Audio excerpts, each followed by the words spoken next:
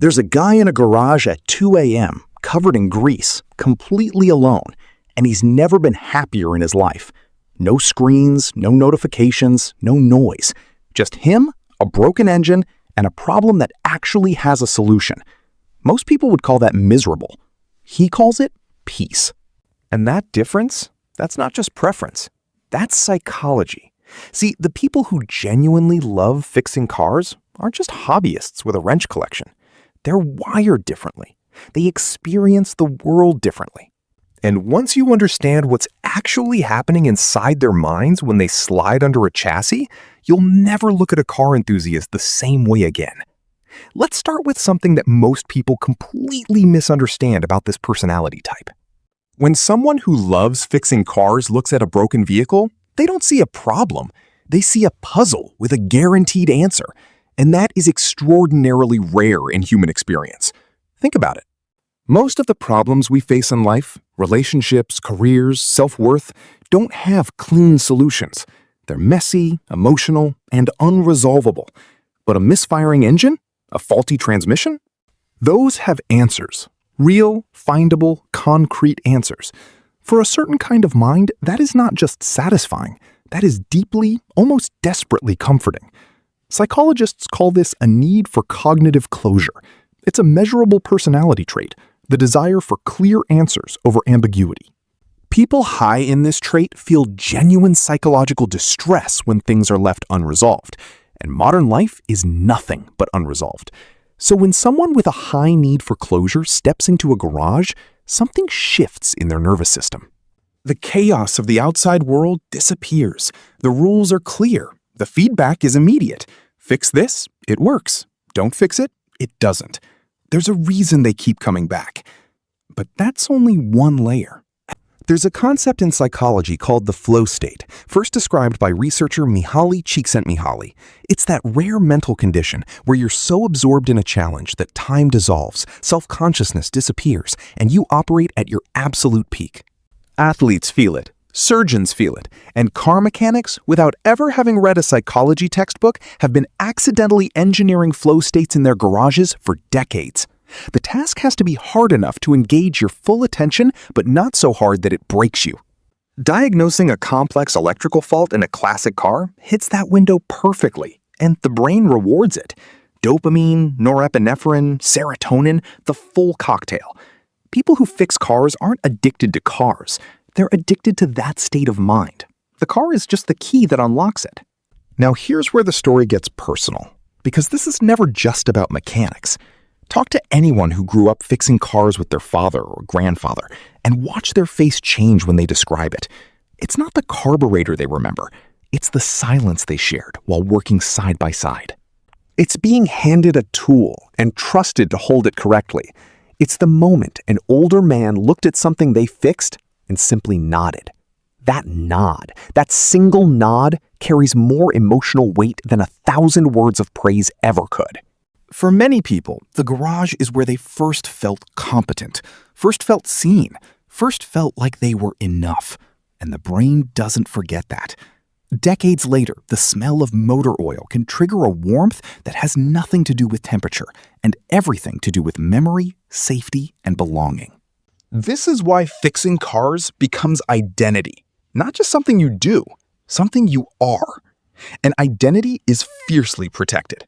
When the world tells you that you're failing at your job, in your relationships, in the mirror, the garage becomes the one place where that narrative can't touch you.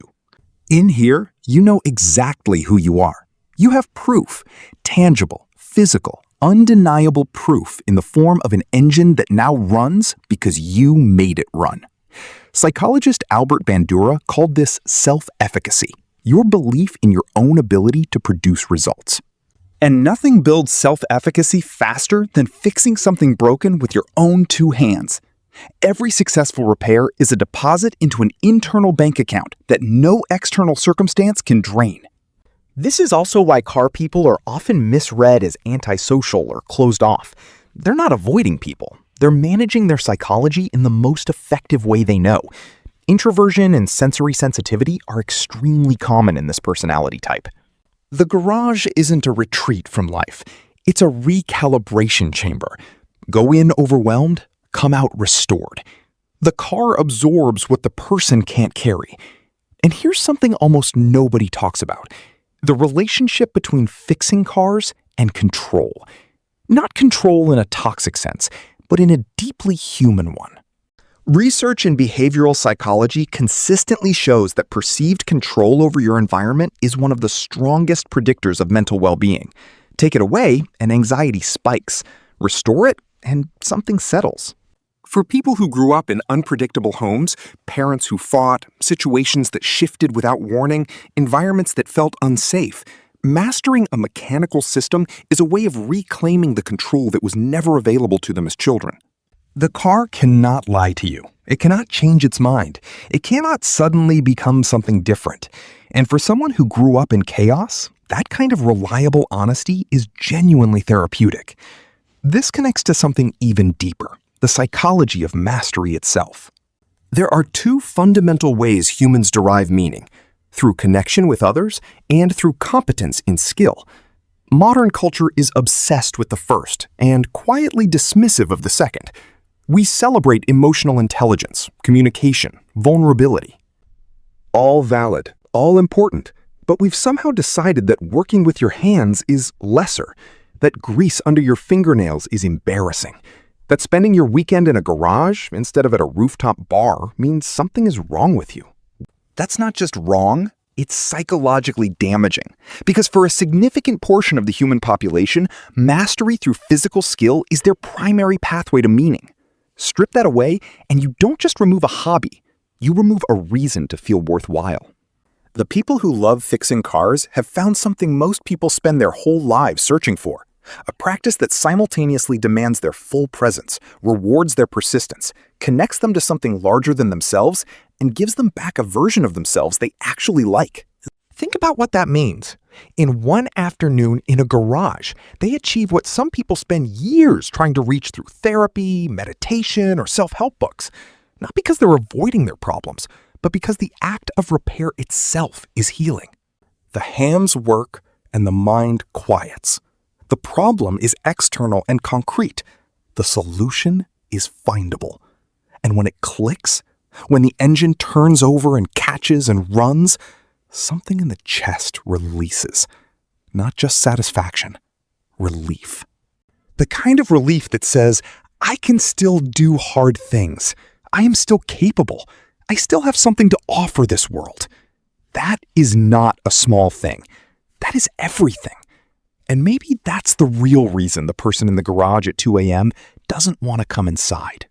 It's not that he loves cars more than people. It's that out there, under that hood, he remembers something about himself that the rest of the day keeps trying to make him forget. The broken thing gets fixed, and so does he.